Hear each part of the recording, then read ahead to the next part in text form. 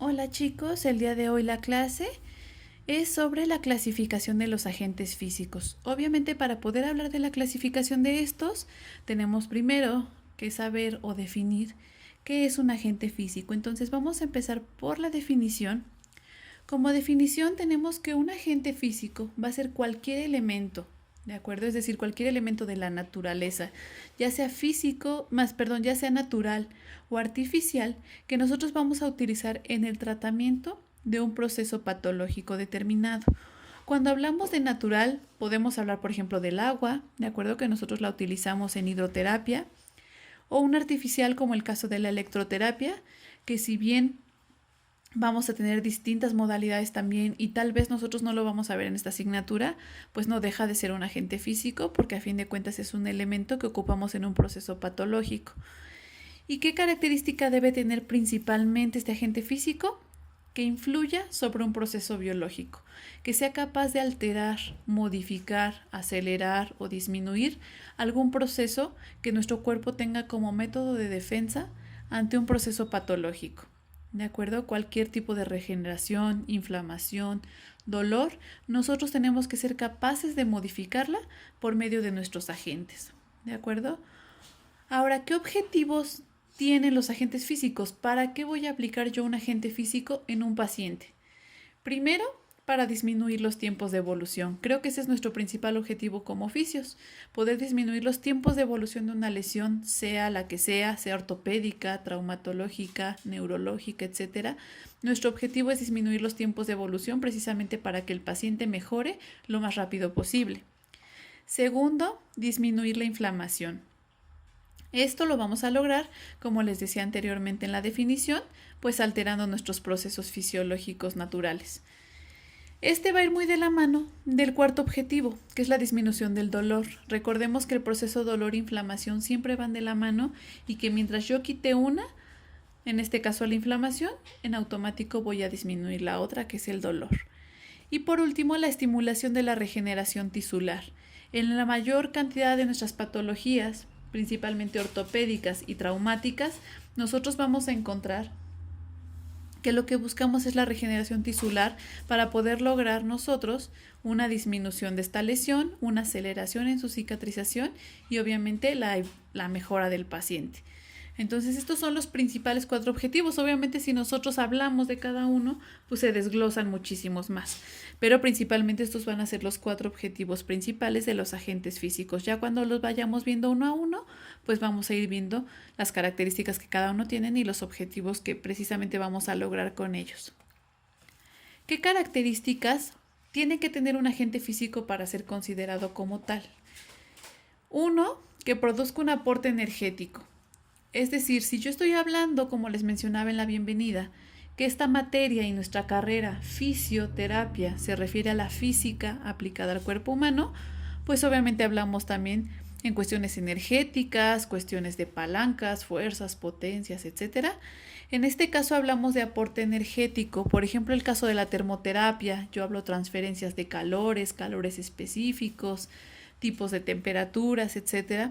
Todo eso nos va a causar un aporte energético, que obviamente va a actuar sobre los procesos biológicos que les mencionaba anteriormente en los objetivos, causándonos un cambio obviamente a nivel molecular y celular. Si hablamos, por ejemplo, de la inflamación, es un proceso biológico natural de defensa del cuerpo ante una lesión. ¿Cómo voy a aplicar yo mi agente físico? Pues obviamente basándome si es crónica, si es aguda, si es subaguda, etc. Y nosotros lo que debemos de lograr es causarle un aporte energético de tal manera que se active ese proceso biológico. Yo puedo causar incluso una inflamación controlada para regeneración de algunas lesiones. Yo puedo controlar la inflamación causada por la lesión original precisamente por medio de esto. ¿De acuerdo? Segundo, son un apoyo de los mecanismos fisiológicos, adaptación, reparación y defensa del cuerpo. No es que yo cree nuevos mecanismos de defensa, son mecanismos que mi propio cuerpo ya tiene y lo único que yo voy a buscar es apoyarlos. ¿Para qué? Para acelerarlos o disminuirlos o activarlos. ¿De acuerdo? Yo es lo que quiero hacer con mis agentes. ¿Para qué? Para que esto me ayude a que mi cuerpo regenere más rápido esa parte lesionada. Tercero, un mismo agente puede actuar en varios procesos. Es decir, yo con un solo agente, sea un frío, sea calor, sea agua, sea electricidad, yo puedo causar muchos efectos al mismo tiempo. No es que yo diga, el frío solamente es para desinflamar. No, yo puedo causar anestesia, puedo disminuir la circulación, disminuir la velocidad de conducción nerviosa. O sea, voy a lograr un sinfín de efectos con cada uno de los agentes físicos. Y ya en su momento, cuando los veamos uno a uno, pues los vamos a ir conociendo. Siguiente, actúa en procesos biofísicos y bioquímicos del organismo, que pues ya lo habíamos hablado antes. Siguiente, algunas modalidades ayudan a la penetración de medicamentos. Esto en el caso de nosotros no lo vamos a ver mucho porque esto entra más en electroterapia, en el caso de la sonoforesis, que es por medio del ultrasonido, y la iontoforesis por medio de corriente galvánica. Yo puedo lograr hacer traspasar o penetrar a mayor profundidad ciertas dosis de medicamentos tópicos principalmente. Siguiente, la mayoría produce una vasodilatación. Normalmente, por ejemplo, en la crío hablamos de una vasoconstricción, disminuye la circulación, sí, pero también tenemos una vasodilatación refleja o secundaria por defensa de nuestro cuerpo. Entonces, la mayoría nos va a producir una vasodilatación. Siguiente, la aplicación inadecuada puede causar daños al organismo. Esto es súper importante, chicos, porque muchas veces nos vamos con que, por ejemplo, el agua, yo puedo decir, sí es de los agentes físicos más nobles que podemos tener. Sí, es súper genial el agua, pero aplicada de buena manera. Yo no puedo aplicarla a todos los pacientes. ¿Qué pasa con un paciente quirúrgico, por ejemplo, con un paciente con osteosíntesis? ¿De acuerdo? Entonces, de acuerdo a cada paciente es el agente físico que yo voy a utilizar. No puedo utilizar cualquier agente en cualquier paciente. Por eso es súper importante saber precisamente indicaciones, contraindicaciones y efectos fisiológicos de cada agente para no causar más daño que el beneficio que le voy a ocasionar a mi paciente. Siguiente, en un buen tratamiento son suficientes de 10 a 15 sesiones para obtener una respuesta biológica. Esto también es súper importante. Ustedes van a ver que yo puedo decir, es que tengo un paciente de 100 y tantas sesiones por una lumbalgia. Ojo, quiere decir que ese tratamiento no está sirviendo para nada. ¿De acuerdo? Un paciente y sobre todo una lesión traumatológica u ortopédica, estamos hablando que de 10 a 15 sesiones con mis agentes físicos bien aplicados, bien dosificados y bien determinados, mi paciente en 5 sesiones debe tener ya una respuesta biológica. No estoy diciendo que se va a curar en 5 sesiones, que debe ya haber una respuesta y que máximo en 10 a 15 sesiones mi paciente ya debe estar prácticamente curado. No hablamos de lesiones neurológicas, porque obviamente estos son procesos muy largos. Hablamos de procesos sobre todo ortopédicos, traumáticos, inflamatorios, procesos dolorosos, ¿de acuerdo? Siguiente, en su aplicación la mayoría de las veces la respuesta no es inmediata. Eso siempre, siempre, sí o sí, hay que hacérselo saber a los pacientes. Porque muchas veces toman la primera sesión de terapia. Obviamente, por obvias razones, no le pongo a lo mejor yo ejercicio, le pongo termo, le doy masaje, etc. ¿Y qué es lo que pasa? Que el paciente cree que mágicamente al otro día se va a sentir bien y pues obviamente esto no va a pasar. El efecto, la mayoría de las veces, no es inmediato, ¿de acuerdo? Es un proceso lento, es un proceso que se va a llevar poco a poquito y que el paciente tiene que estar consciente de ello. Siguiente, en algunos casos puede haber una intensificación de los síntomas. Pero aquí hay dos variables. ¿Por qué puede haber una intensificación de los síntomas? Una, un mal diagnóstico, ¿de acuerdo? Que desde un inicio ya sea yo o el médico haya diagnosticado de mal manera al paciente. Y segunda, un mal tratamiento, que yo no haya sabido dosificar mi tratamiento y que por eso el paciente no esté mejorando, ¿de acuerdo? Ya sean las dosis, ya sea el agente que elegí, ya sea el tipo de agente o la forma de aplicación, algo está fallando y por eso mi paciente ya lleva 7, 8, 9 sesiones y el paciente no siente ninguna mejoría o incluso desde la tercera, cuarta sesión el paciente se siente peor que como llegó conmigo. Entonces, esto es súper importante, chicos. Yo debo conocer los efectos de cada agente, como les decía, efectos fisiológicos, indicaciones y contraindicaciones. Debo saberlos al derecho y al revés. ¿Para qué? Para poder lograr un buen tratamiento y con esto un buen resultado. ¿De acuerdo? Vamos a tener ciertas combinaciones, ¿de acuerdo? En su momento que van a influir mucho en el efecto que yo vaya a lograr. Por ejemplo, puedo tener agentes bioestimulantes. ¿Cómo lo puedo lograr? Combinando láser con magneto.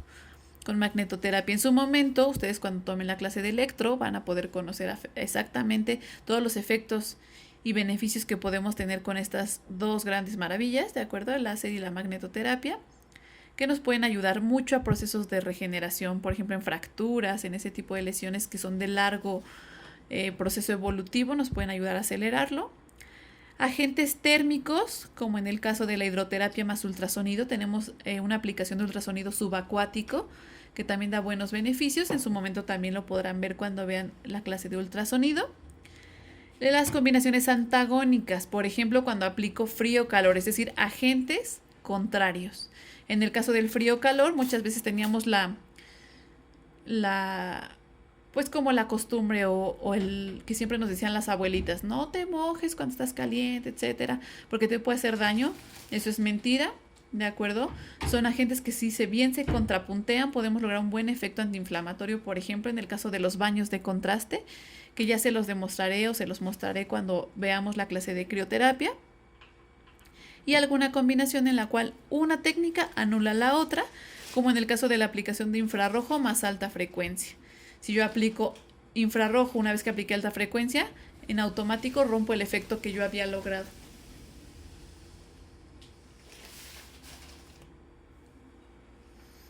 Ahora vamos con la clasificación, ¿de acuerdo?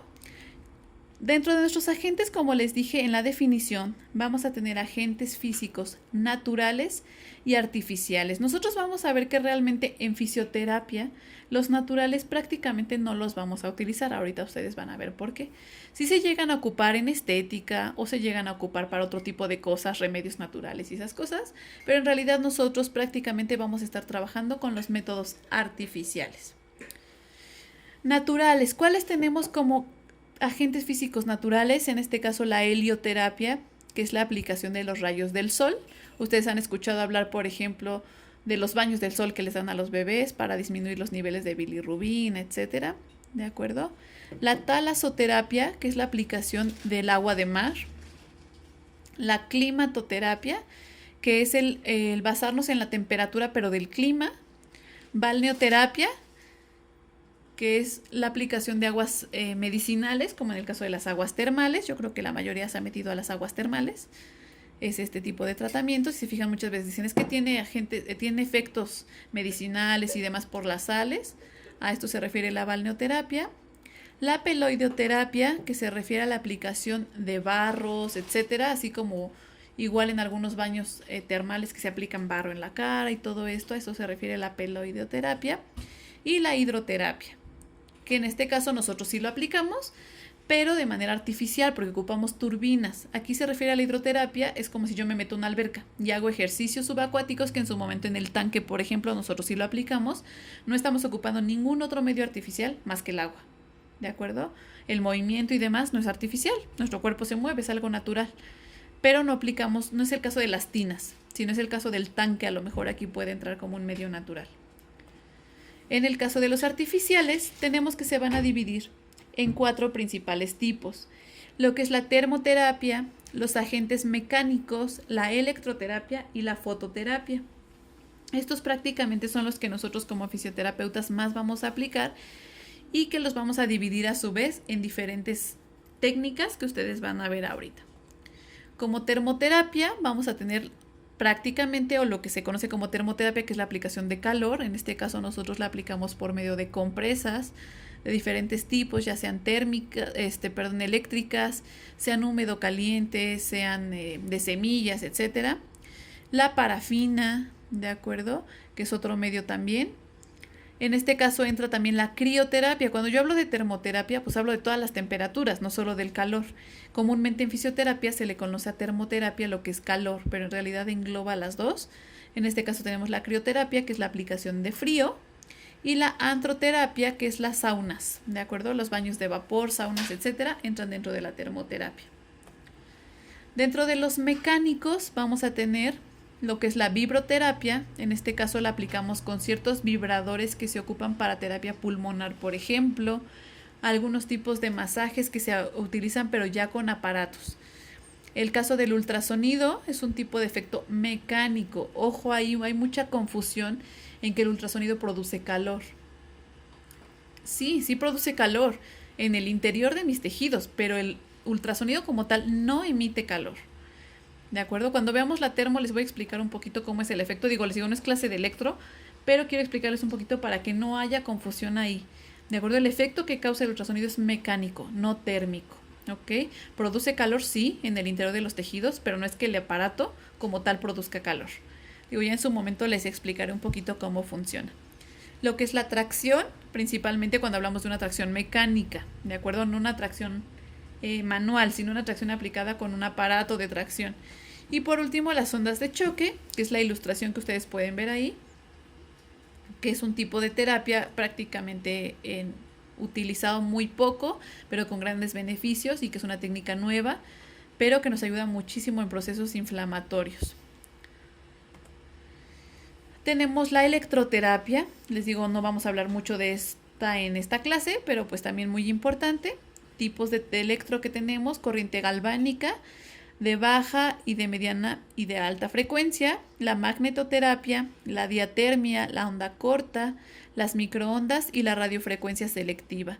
Si bien la diatermia, la onda corta, las microondas y la radiofrecuencia causan calor o se ocupan como medios de calor, funcionan por corriente eléctrica, ¿de acuerdo? Por lo tanto, por eso son consideradas de electroterapia, no de termo. Entonces ahí también para que quede clara la diferencia. Y por último, la fototerapia, en la cual se engloban los infrarrojos, la lámpara de infrarrojo, que ya muy poco se utiliza, pero que tiene efectos buenísimos, ya los veremos en su momento. La luz ultravioleta, que nosotros ya en fisioterapia prácticamente está en desuso, la ocupan más a nivel estético, que son las cámaras solares que todos hemos escuchado. Lo que es el láser, que nosotros ocupamos, y la cámara hiperbárica, que sabemos que se ocupa para regeneración tisular. A lo mejor como fisios no la ocupamos mucho, pero que es un método muy importante, ¿de acuerdo? Entonces, básicamente, así es como vamos a encontrar nosotros la clasificación de nuestros agentes físicos. Iremos viéndolos poco a poco. Digo, ahorita vemos una generalidad de lo que vamos a trabajar en esta clase, pero ahorita nos vamos a dar un brinco súper atrás y vamos a ver desde los aspectos físicos. Nos vamos a regresar a esas clases de física que en su momento vieron para conocer cómo funciona todo esto a fondo. Si yo aplico un ultra, ¿por qué lo estoy aplicando en watts sobre centímetros cuadrados? Si yo estoy aplicando termo, ¿qué tipo de calor estoy transfiriendo a mi paciente para poder así realmente optimizar mis tratamientos? Espero les haya quedado claro, chicos. Quedo pendiente para cualquier duda o aclaración, ya sea por el grupo de WhatsApp o por nuestra plataforma. Gracias, chicos.